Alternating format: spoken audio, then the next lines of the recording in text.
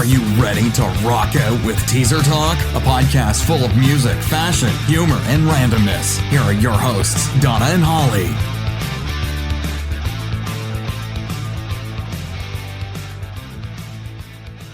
Happy Teaser Talk Tuesday. Donna and Hollie here with another kick-ass podcast episode. So today we are going to be talking about groupies. And not the kind of groupies that you were probably thinking of. That's right. Today we are going to be talking about serial killer groupies. And boy, do they have a club of their own, man. So it's funny. It's like I didn't even know that this was a real thing. I stumbled upon it on Snapchat, on the stories, on the ID channel. And if you are not following them on Snapchat, you are missing out. So it was interesting is because these women are stalking these murderers, killers, and whatever else you want to call them. So we've compiled a list of the ones that we found interesting. Right. And first up, speaking of interesting, this is a lady who stalked a stalker. First up. So first we'll talk about the man behind the crimes. This was Richard Ramirez, and he was known as the Night Stalker. Between the years of 1984 and 1985, so just 1 year, this man killed 13 people. He was dubbed the Night Stalker because he actually killed all of his victims in their bed. So his groupie's name was Doreen Leoy. And it was rumored that this Satanist received bags of mail each year, mostly from women. Multiple women started showing up in black. They called them the Women in Black, to worship Ramirez. Bizarrely, one of his jurors, Cindy Hayden, claimed to have fallen for Ramirez during the trial. And on Valentine's Day, she even sent him a cupcake with the message, "I love you." So Ramirez and many others might have thought that her love was enough to earn him an innocent vote, but not so much. Hayden actually found Ramirez guilty, reluctantly, but then later showed up to visit him in jail with her parents. Meeting the parents must not have gone so well because this is when Ramirez ended up with Doreen Leoy, one of his most notorious fangirls, and they were married in 1996. His lady love was a freelance teen magazine editor and self-described Catholic virgin from San Rafael. How romantic, or not? So we wanted to share with you an audio clip from a news interview in 1990 with one of the ladies. They are the Women in Black, admirers of Richard Ramirez. Why were you in the courtroom today? I just wanted to see what he looked like. I think he's cute. This woman, who gave her name only as Paige, calls herself a Satanist. She says Ramirez has written letters to her and that she's talked with him in jail. Everyone makes him look so bad, but I know that he's a nice person because I've met him, and I know. He's convicted of 13 murders. I know. But he's really a nice guy. It's very out of the usual. It's very out of the norm to be able to do that for a certain amount of time and length, a period of time, and get away with it. Especially the outrageousness of it. The kind of murders that he did. When I went to go visit him, I asked him, I said, "How many other girls visit you? I want to know." And he kind of laughed and said, "There's 2, but I already know them, and I've known them for a while, and they're just like acquaintances," and, kind of, made me think that and believe like I was like the only one that he liked that was visiting him. Their attraction may be difficult to explain, but from Los Angeles to San Francisco, they stalk Ramirez whenever he appears in a courtroom. How do you respond to people who are going to think you're crazy for this? I'll just say that they just don't understand. In San Francisco, Chuck Coppola. So that was pretty creepy. It's interesting to see how people are like, yeah, he's a great guy, he's a nice guy, but he also murdered people. But whatever, I guess to each their own. So, I guess murderers need love too, right? Absolutely. Okay, up next on the list is the infamous Charles Manson. And let's talk about his groupies. Who, Charles actually just passed away last month on the 19th. And a little side note there for our Rob Zombie fans, he did a voiceover on Manson's documentary titled Charles Manson, The Final Words, narrated by Rob Zombie. I'm going to have to watch that. I know, I had it. It's scheduled to come on. It was released, I believe, yesterday, but I missed it, so I have it recorded. It's supposed to be coming on tomorrow or something like that. So you better DVR that shit. Absolutely. Okay, now back to where we just left off at. So his crimes. Obviously, Manson was best known for being the leader of the '60s cult, the Manson family. Manson was guilty of conspiracy to commit the murders of 7 people, including actress Sharon Tate and 4 other people living in Tate's home. And a married couple, Lino and Rosemary LaBianca. So sorry if I butchered your last name, but anyway. LaBianca. I only know that because I watched a documentary about Charles Manson last night. Oh, look at you, brushing up on your murderers for this episode. Oh, yes. So even though the murders were committed by the members of the Manson's family, obviously Manson himself influenced them to do the crimes, thus he was being guilty of joint responsibility. So let's talk about his sweethearts. Obviously, it's no longer the 60s, but the Manson family is still alive and well, and being looked at after Afton Elaine Burton, who goes by the name of Star. So she was the 26-year-old who started writing Manson when she was 19, and in 2007 she moved to California to be closer to him, spending up to 5 hours at a time every Saturday and Sunday at the state prison. So maybe it was love, insanity, I'm not sure what, but to display her love for him, she carved an X in her forehead to match Manson's infamous swastika. In addition to the body mod, Starr spent the last 9 years trying to help Manson get out and was blogging about his innocence. What was also interesting is Starr had announced the couple's intention to get married in an interview with Rolling Stone that she had done, saying, "I'll tell you straight up, Charlie and I are going to get married. When that will be, we don't know, but I take it very seriously. Charlie is my husband, and Charlie told me to tell you this. We haven't told anybody about that." She sounds crazy. She's a little crazy. So, of course, oh boy, Charles Manson replied, "That's a bunch of garbage. You know that, man. That's trash. We're just playing that for public consumption." So, obviously, they never tied the knot. And the weird twist to this was that it was a rumor that surfaced saying that Starr only wanted to marry Manson for his corpse. So that after he died, she was going to have him mummified and displayed, and I think she was going to sell his body, which is freaking weird. That's insane. Yeah. She was gonna pimp out Manson's dead body. So I'm just gonna say, before we go to this next one, Manson is one guy that I can't say I admire him, but I'm very intrigued by him. So he's the one person on this list who I can kind of understand where some little bit of infatuation with these murderers come from, because he's just a very intriguing guy. And I think the most intriguing is, he didn't even do it. So it's he was such a manipulator and, had people so brainwashed with him that, hell, he convinced them to murder a pregnant woman and a bunch of people. It's just crazy. Yeah. Mind control. All right. So up next is the Hillside Strangler, Kenneth Bianchi. So his crimes, he was actually part of the duo known as the Hillside Stranglers, and Bianchi took the life of 12 women.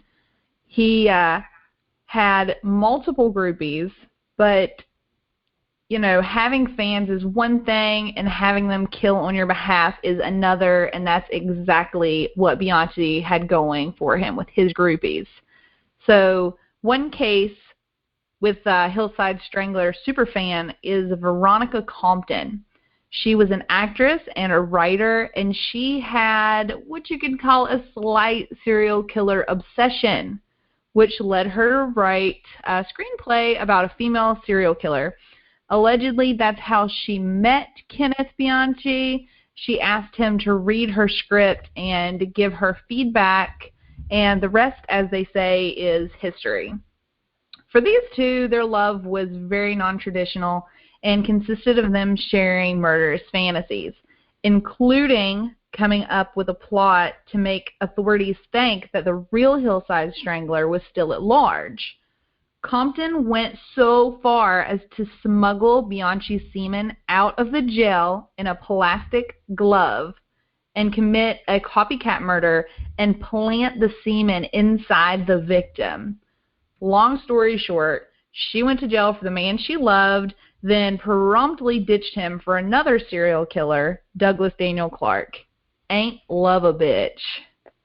No words on who Compton's been shacking up with since she was released from prison in 2003, but I'm going to assume he is probably creepy because that's obviously what she goes for.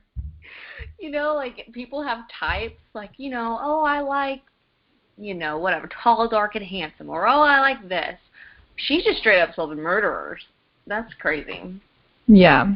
You know, I remember hearing about her, and what she had done is she had, like, lured a female to her hotel room, and I can't remember how, maybe to have drinks or whatever, but she tried to kill her and strangle her. Well, the lady overpowered her and, of course, you know, escaped. And I'm like, come on, lady. Like, really? You really thought that was going to work? What an idiot. Well, whatevs. Okay, so in the famous words of Jay-Z, on to the next one. Ooh. 99 problems, but a murderous bitch ain't one. So this one's interesting. Ford Wade and his groupie get a B+ for very, very bizarre. So Ford was a serial killer who picked up prostitutes and then killed and dismembered them. He had sent severed female breasts to police that were trying to catch him. So Victoria Redstall was a busty British actress and a spokesman for a breast enhancement supplement. So obviously it sounds like a perfect match, right? So during his trial, she managed to get introduced to Ford in prison. She visited him often, and they sang together and talked about their childhoods. At his trial, she took pictures of him, installing one as a screensaver on her cell phone. That's cute. You remember doing that, like taking pictures or like writing notes and like putting it as a screensaver? Yes. Yeah, well, I mean, this one was just so cute. So, whatever. Aww. So she said that she would trust him with her life. Another piece of irony that can be added to the mix is in 2011, 5 years after her meetings with Ford, she was in a movie called How to Pick Up Girls. Really? Must have worked for him. Wow. Hey, Holly. What? Did you know that TB will kill you?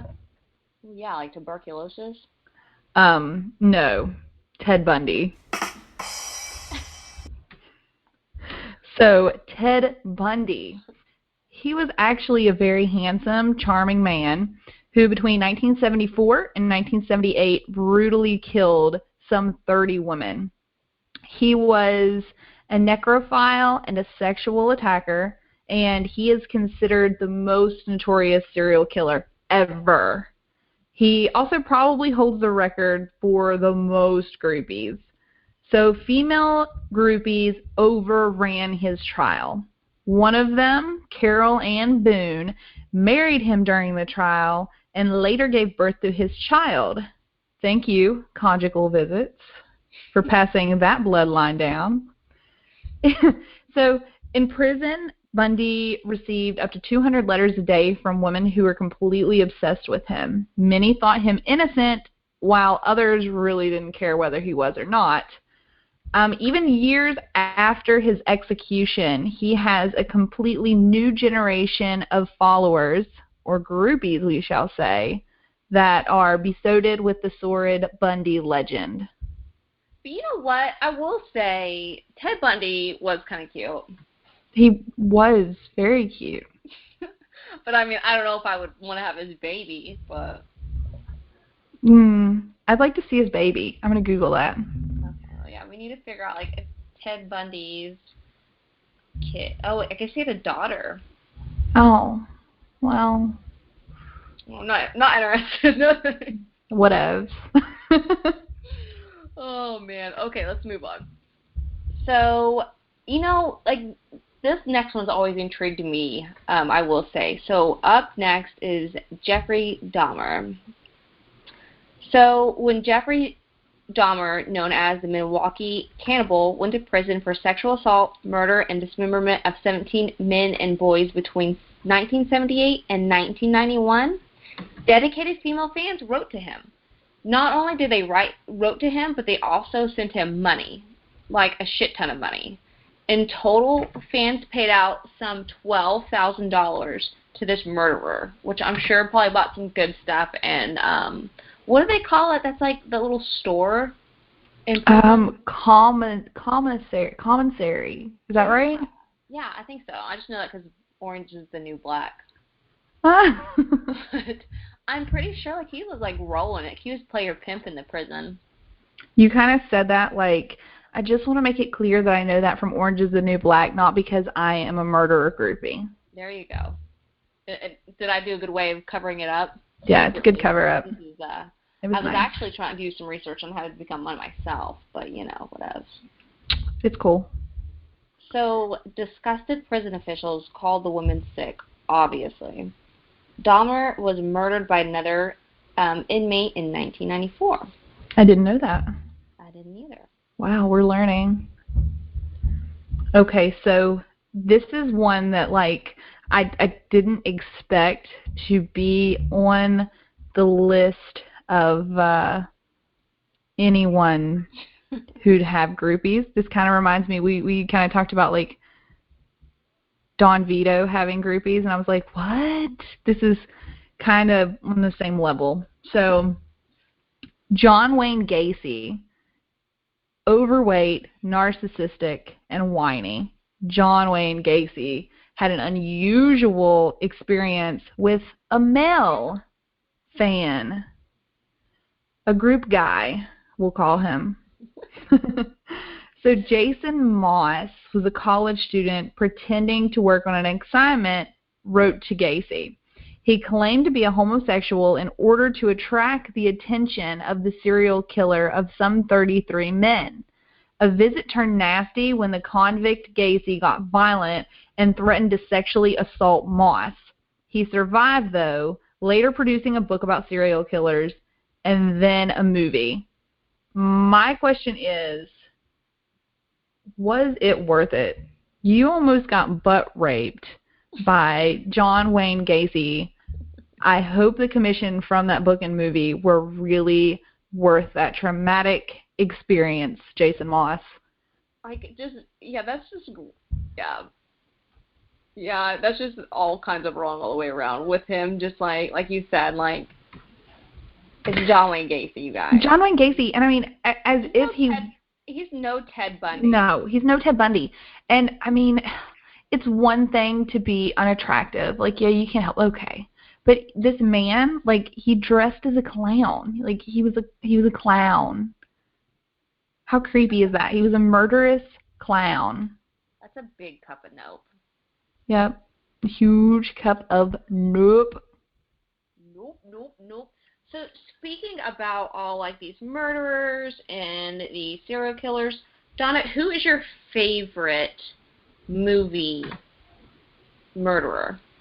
Easy, Jason Voorhees. You would. I would. I love him. He's just so mysterious with that ski mask. There's like underneath that ski mask is a handsome guy just really wanting to get to know him. Oh, him. Yeah. That's all he wanted. Oh, my gosh. That's What about you? Who's your favorite? You know what? Mine is going to have to be Hannibal Lecter. Like, and I guess it goes back to my Jeffrey Dahmer. Like, I don't know why. That's just like, interesting. Like, how do you eat people? Like, bleh, that's gross. But those movies were pretty good. It puts the lotion on its skin. It's really creepy, Holly. It's creepy. It's super creepy. But I don't know. Like, it intrigues me. Like, why would you even do that? You know? Like, that's... I have a problem, like, I have trouble eating, like, hamburgers sometimes. I can only imagine people. But... You know what my real problem with that is? The whole lotion thing. I mean, have you ever put lotion on and then, like, tried to eat finger food, like chicken wings or something, and then you taste that lotion? That's my real problem with him. I mean, why would you lather your food up with lotion, man? Send him down some... Nothing to do with eating people. That's not the problem. Send him down... Taste. No, it should be, it puts the marinade on its skin. I mean, come on. You don't want to eat lotion? It's going to give you the shits. Man. All right.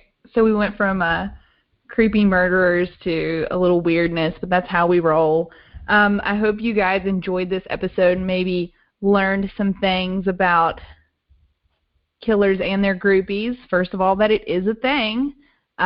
Secondly, that it's totally weird. It's as weird as you would expect it to be. If there's anybody we missed that you'd like to mention, please get a hold of us. We are intrigued by this. Holly probably more than she'd like to admit. She's probably writing a letter to one of these guys who may or not be alive. Not Charles Manson. He is deceased. R.I.P. R.I.P. Yeah, or if you're one of these ladies that have a relationship, I want to talk to you. Oh, hell yeah. Yes. It's an interesting aspect. And I'm going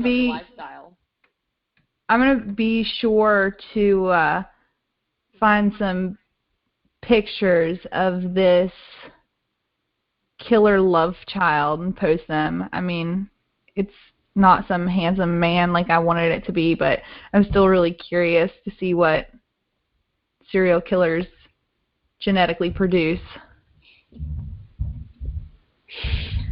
That's awesome.